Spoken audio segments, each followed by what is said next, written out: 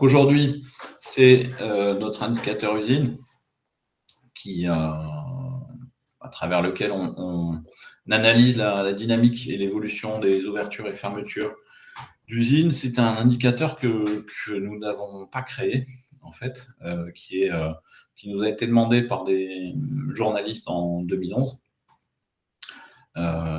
et pour lequel nous avons d'abord dû réfléchir à comment, puisque la question d'un journaliste, c'était Denis Cosnard, qui est maintenant au Monde, mais qui était à l'époque aux Échos. L'idée, c'était, sa question, c'était est-ce qu'on est capable d'estimer le nombre d'usines qui ont ouvert ou fermé? C'était en 2011. Et donc, il a fallu d'abord réfléchir à ce qu'était une usine avant de construire un indice, et la question n'est pas évidente. Donc, alors, je suis en train de partager mon écran, voilà. On a, dans nos données, dans notre base de données France, nous suivons les annonces de création d'emplois, de suppression d'emplois, les levées de fonds, et chaque fois, on les catégorise en les associant à un secteur, à un territoire, et à un type d'activité sur le site également, parce qu'une entreprise du secteur automobile peut avoir des activités de R&D sur un établissement, ou de logistique, ou du service d'ailleurs, pour du financement de crédit, des choses comme ça. Et donc, on a aussi une catégorie activité industrielle que nous avons décidé de retenir pour caractériser une usine. Donc, une usine, c'est un endroit où, a priori, on a une activité industrielle. Et puis, on a juste défini un seuil avec l'idée que pour être caractérisé comme usine, un nouveau site ou un site qui ferme doit avoir au moins 10 emplois. Donc, c'est un site qui ferme avec 10 emplois perdus au minimum, ou un site qui ouvre avec au moins 10 emplois. Et puis, on a décidé de ne retenir que les créations et les fermetures, pas les extensions de sites, ni les réductions d'effectifs. Alors, la frontière est parfois pas simple, puisque entre l'extension d'un site existant et un nouveau site pas très loin d'un site existant, mais qui est quand même nouveau parce que c'est du terrain supplémentaire ou des bâtiments supplémentaires, la frontière peut être mince. Mais ce sont nos analystes qui, chaque fois qu'ils rentrent une information nouvelle dans la base, vont décider de qualifier l'opération d'extension ou de création. Donc voilà un petit peu sur le travail, la réflexion initiale sur la construction de cet indice. On va voir un petit peu où on en est, donc début 2025. On verra après si on peut parler de fin de la réindustrialisation, puisque c'est un sujet qui a été encore débattu, notamment cette semaine suite aux déclarations de Bruno Bonnell. Et puis, on fera le point avec des comparaisons avec quelques autres indicateurs. L'indice de la DGE, puisque le ministère de l'économie a calculé son propre indice.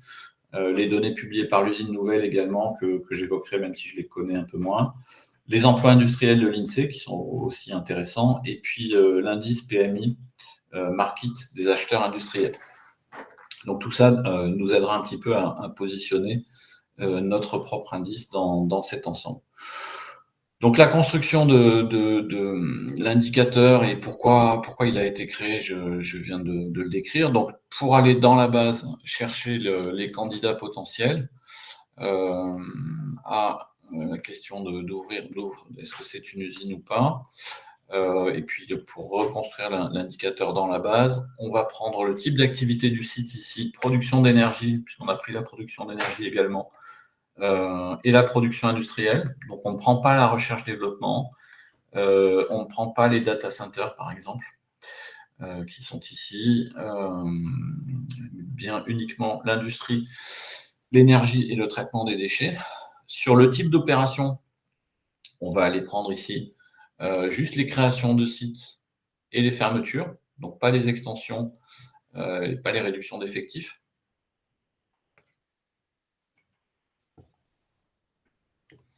Donc là, on a un certain nombre de projets. Donc là, le premier, c'est une usine de carburant d'aviation durable à Tartas.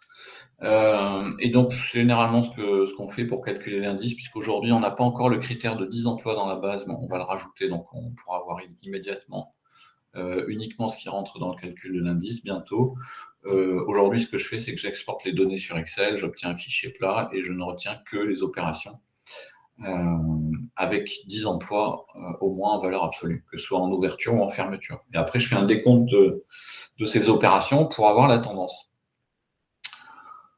Voilà comment on construit l'indice. Et donc, on peut rajouter des critères supplémentaires si on souhaite prendre le critère. Là, j'aurais pu rajouter des critères sectoriels, par exemple, soit prendre notre tag filière automobile, par exemple, pour avoir une idée de la dynamique des usines dans la filière automobile, pas seulement dans le secteur automobile. Alors, on peut croiser la construction de l'indice avec tout un tas de secteurs ou le calculer à un niveau régional.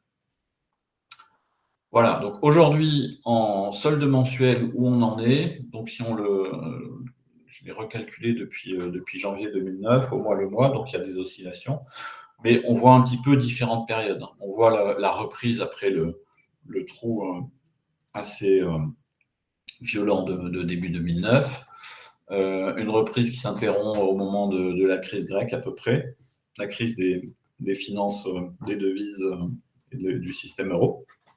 Donc là, on a une crise vers la mi-2013. Et puis on a, avec ce qu'on a appelé la politique de l'offre, mais ça a démarré un petit peu avant, une reprise lente et régulière, donc un retour à une dynamique positive, avec un indicateur mensuel qui redevient positif à partir de 2014-2015. On voit le décrochage du Covid qui est assez violent, mais très limité. Et on voit qu'il y avait eu quelques mois difficiles aussi en 2019. Et surtout, ce qu'on voit, c'est une reprise très forte avec les aides France Relance, France 2030 en 2020. Donc là, on est sur une pente beaucoup plus élevée. Enfin, on est à un niveau beaucoup plus élevé. Mais ça redescend doucement et ça s'accélère un petit peu. Il y a un décrochage fin 2024.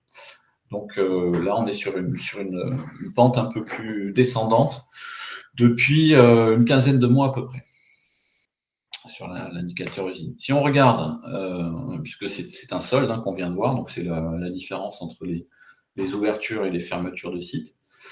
Ce qu'on voit ici, si on prend en rouge les fermetures d'usines annoncées et en vert les ouvertures que j'ai lissées avec une moyenne sur 6 mois, on voit une montée des difficultés, donc des fermetures de sites depuis le début 2022, la partie rouge complètement à droite.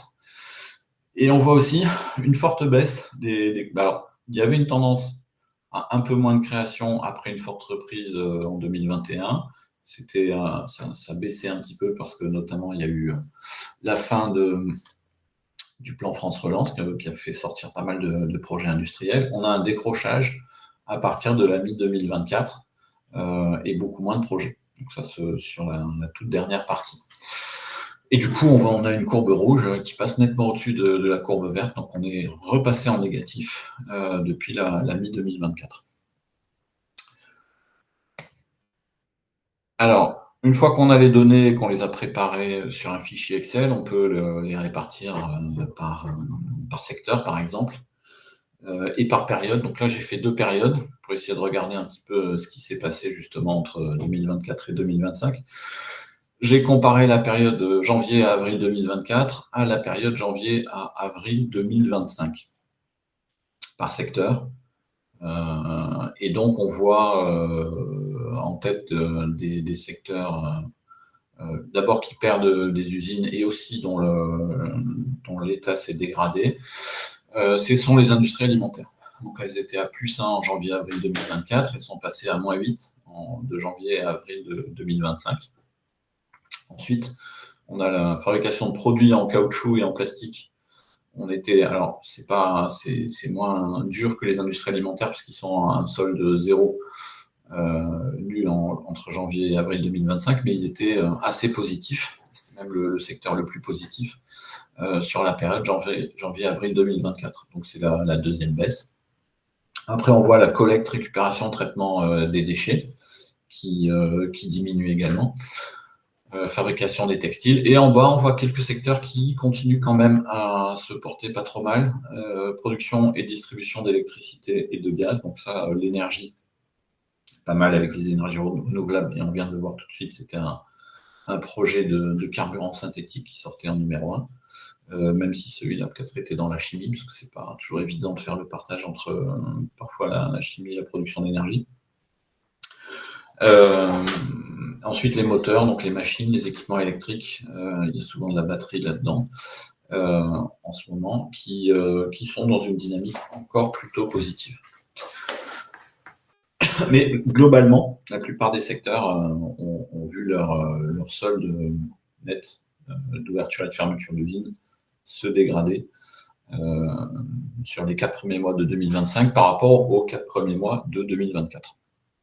Alors, pour analyser tout ça, on peut faire, je ne l'ai pas fait pour aujourd'hui, mais on peut exporter par exemple tous les projets industriels alimentaires et interroger une IA pour savoir un petit peu qu'est-ce qui se passe. Ça donne des résultats, on l'a fait dans les webinaires précédents.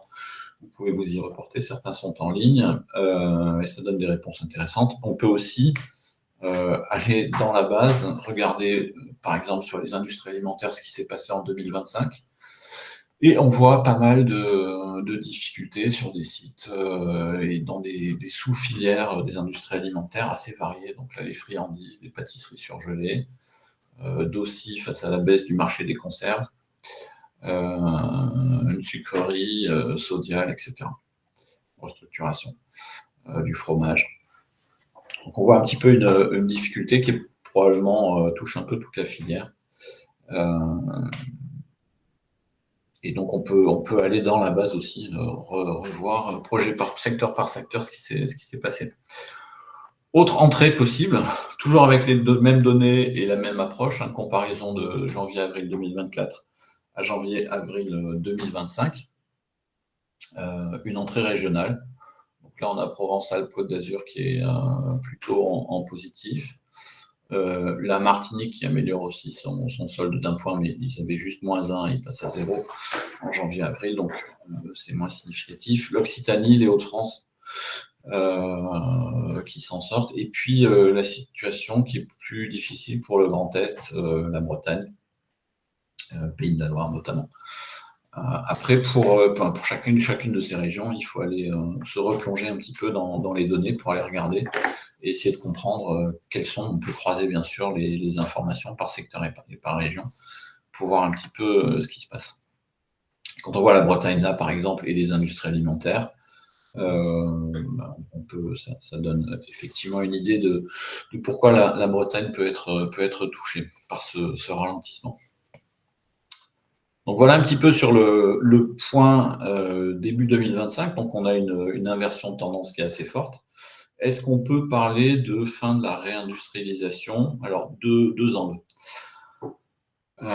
D'une part, si on prend le solde cumulé des ouvertures et fermetures depuis janvier 2009, donc dès janvier 2009, on était en négatif, donc on démarre.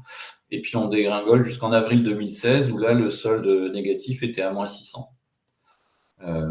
Moins 632 usines perdues depuis 2009. On remonte doucement, et puis là, ça repart assez fort après le Covid, grâce à France Relance et France 2030 principalement, et puis au pouvoir d'achat qui avait été stocké pendant la période de confinement, qui s'était débloqué. Mais ce qu'on voit, c'est que si on prolonge la pente ici, on pouvait espérer rattraper toutes les fermetures de sites justement en mai 2025, maintenant, avec la même tendance, on pouvait repasser en positif et effacer toutes les pertes depuis 2009. Et donc, on voit un décrochage ici, à partir de la fin 2022, qui s'est accéléré à la mi-2024, où d'abord la pente s'est infléchie, on a cru, mais moins vite, et puis là, on commence à baisser franchement. Et donc, le meilleur score était atteint en mars 2024, on était à -261 usines perdues en net depuis janvier 2009. Et là, on recommence, ce chiffre recommence à grossir. Je n'ai pas affiché, là, on doit être à -320, quelque chose comme ça, au mois de mai. Donc, voilà, sur le papier vu d'ici, Il y a un arrêt de la réindustrialisation, ce qui ne veut pas dire quand même que depuis avril 2016, il ne se passait pas des choses. On était quand même sur une dynamique de réindustrialisation plus ou moins forte, qui là, effectivement, s'est interrompue. Alors, ce que suggérait Bruno Bonnell, c'était de dire il ne faut pas parler de réindustrialisation parce qu'en fait, c'est plus compliqué, l'activité est multiforme, il n'y a plus de frontières entre l'industrie et les autres. Et peut-être avec l'idée que c'est les data centers ou la logistique qui vont prendre le relais, qui d'une certaine façon sont aussi des activités très processées qu'on peut rapprocher de l'industrie. Alors j'ai regardé un petit peu une approche de ce style en prenant toutes les activités qu'on définit dans notre base en complément de classification INSEE. Et donc, ce qu'on voit, c'est que la production industrielle, c'est celle qui, effectivement, perd des emplois en 2025, en net, moins 595, et pour laquelle la baisse entre la période des 4 premiers mois de 2024 et 2025, la baisse est la plus forte. On est à 7000 emplois perdus. Et ce qu'on voit aussi, c'est que si on rajoute à ça les activités d'hébergement de serveurs, on va quand même pas très loin, puisque même si c'est positif pour les data centers, alors qu'on n'en avait pas enregistré pour la même période de 2024. En net, en emploi, c'était stable. Donc même si on rajoute les data centers, éventuellement la R&D et la production d'énergie, on est quand même assez loin de... Alors en emploi, on repasserait en positif, mais on ne compense pas du tout les pertes et l'inversion de tendance entre 2024 et 2025. On peut commencer à raisonner un peu différemment si on regarde le tableau de droite, qui sont les millions d'euros investis. On a 33 milliards qui ont été annoncés, ça c'est Choose France.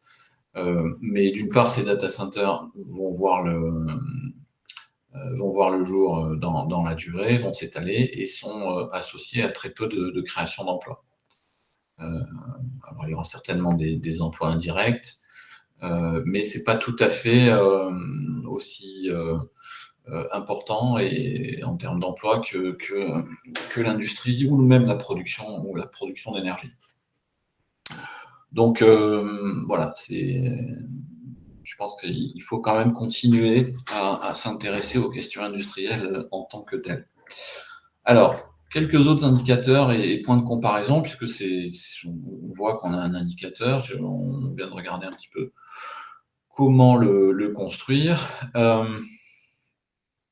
L'idée, c'est qu'est-ce qu'il vaut en fait par rapport à d'autres indicateurs. Donc, le ministère de l'économie et des finances a souhaité construire son indicateur, notamment avec l'idée que notre indicateur Trindéo enregistre des annonces d'ouverture et des annonces de fermeture.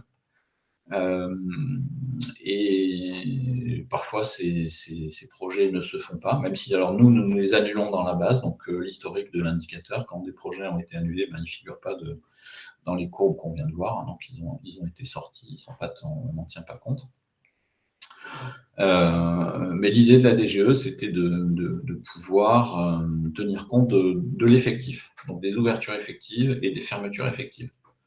Donc, ils ont créé un indicateur et dans la dernière édition, ils ont mis en avant, parce qu'ils l'ont calculé dès le début, un indicateur étendu qui tient compte aussi des extensions de sites et des réductions d'effectifs à partir du moment où elles sont significatives. Donc, ils ont plusieurs critères pour dire que des extensions ou des réductions d'effectifs sont significatives, qui sont assez précis. C'est perte ou gain de 40% de chiffre d'affaires ou, je crois, une cinquantaine d'emplois. Donc, il y a des critères assez précis. Et au final, en fait, et du coup, nous, on ne tenait pas compte des extensions et des réductions d'effectifs, mais comme on les a dans notre base, on peut aussi calculer un indicateur tenant compte des extensions et des réductions d'effectifs si on le souhaite. Donc là, je l'avais fait pour l'exercice puisqu'on a présenté ça à la commission d'enquête sur l'industrie à l'Assemblée nationale il y a 3 semaines, un mois. Et donc, ils nous avaient interrogé sur la comparaison de notre indicateur avec celui de la DGE. Si on regarde finalement, on a 2 indicateurs. L'indicateur cœur Trindéo, ce que j'ai appelé cœur Trindéo, c'est-à-dire celui qui tient compte que des ouvertures et des fermetures de sites.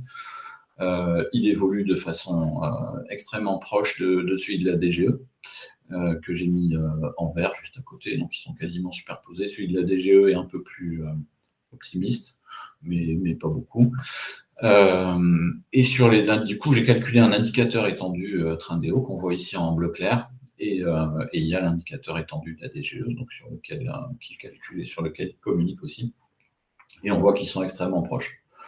Donc voilà, pour moi, c'est une reconnaissance aussi de la fiabilité de ce qu'on produit, puisque au final, même si la façon de communiquer, parce que la DGE a choisi de communiquer sur l'indicateur étendu, même si la façon de communiquer diffère, on aboutit à des tendances qui pour le moment sont assez similaires.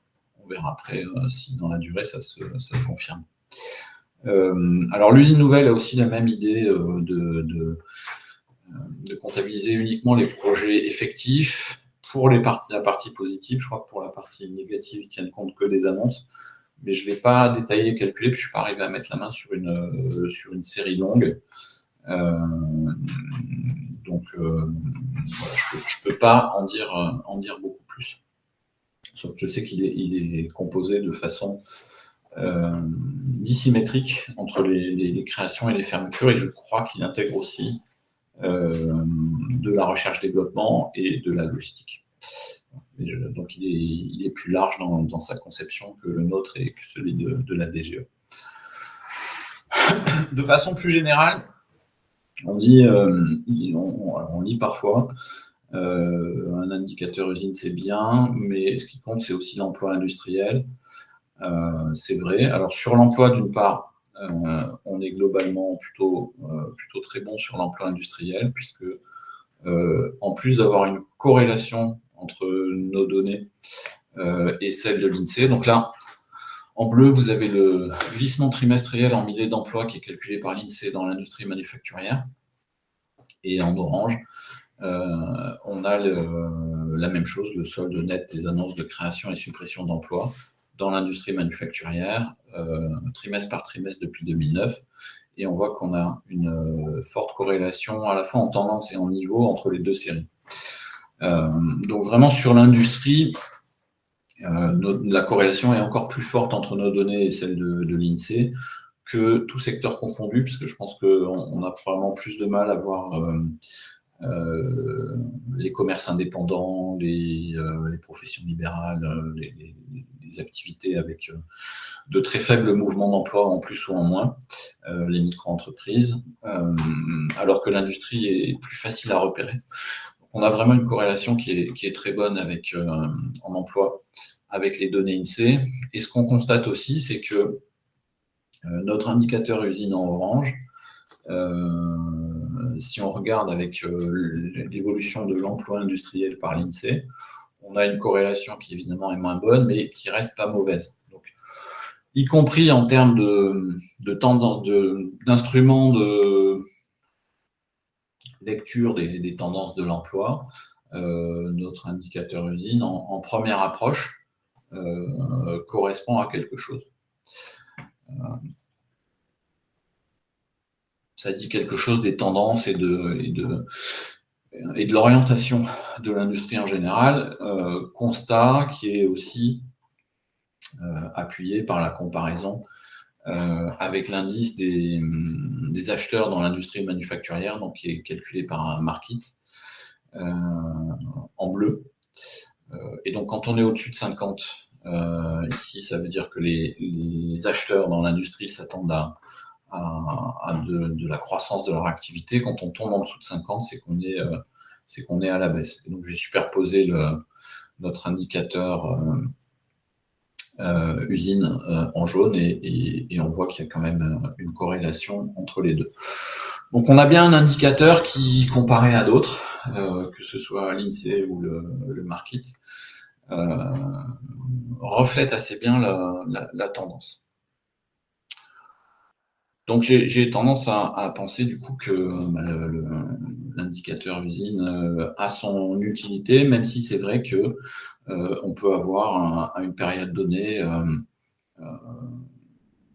un petit nombre d'usines qui ferment, mais qui sont de très grosses usines, alors que de l'autre côté, il peut y avoir un grand nombre de petites usines qui ouvrent.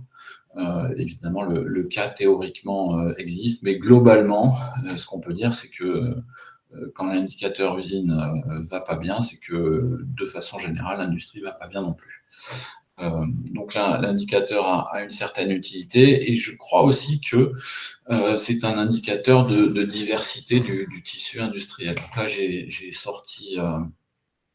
trouvé un indicateur de diversification des différentes industries, c'est-à-dire de la richesse du tissu industriel de différents pays. Donc les États-Unis sortent en numéro 1. Alors c'est un indicateur qui est fractionné, qui détaille aussi le commerce extérieur, l'exportation, etc. Mais en gros, la France est 6e là. Et ce que je pense, c'est que un tissu industriel qui s'affaiblit en nombre d'usines, c'est forcément une diversité de fournisseurs et une richesse qui s'affaiblit aussi. Et donc, c'est pas forcément une bonne chose. Je pense qu'une des forces du tissu industriel français, c'est qu'il est capable d'avoir plusieurs secteurs. Et donc, la dynamique des usines, c'est aussi intéressant. Après, on peut ajouter aussi des questions de localisation, c'est-à-dire que l'industrie, plus que d'autres secteurs, va s'implanter dans des zones de villes moyennes, voire des zones rurales. Et donc, c'est pas tout à fait pareil que d'avoir c'est important de savoir où se localisent les activités industrielles en termes d'implantation. Voilà un petit peu le tour de cet indicateur rapidement brossé.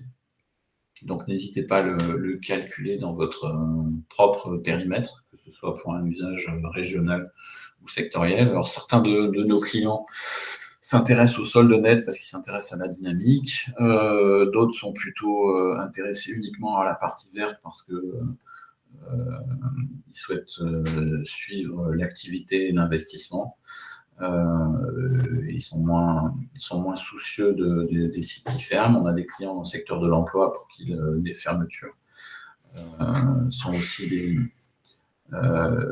des sources d'activité parce qu'ils sont dans l'aide à la reconversion. Donc voilà, il y a certains éléments de l'indice aussi qui peuvent être décortiqués, séparés entre le positif et le négatif. Je crois que c'est aussi un intérêt de nos données en emploi, c'est que elles sont symétriques. Donc on a par rapport à l'évolution du solde net, on peut aussi regarder ce qui se passe en termes de dynamique des créations, de dynamique des fermetures. Donc n'hésitez pas à nous contacter si vous avez des questions d'abord sur l'accès à nos données pour ceux qui ne sont pas clients, ou sur leur utilisation si vous souhaitez savoir comment vérifier les calculs que vous faites sur cet indicateur ou les conclusions que vous pouvez en tirer.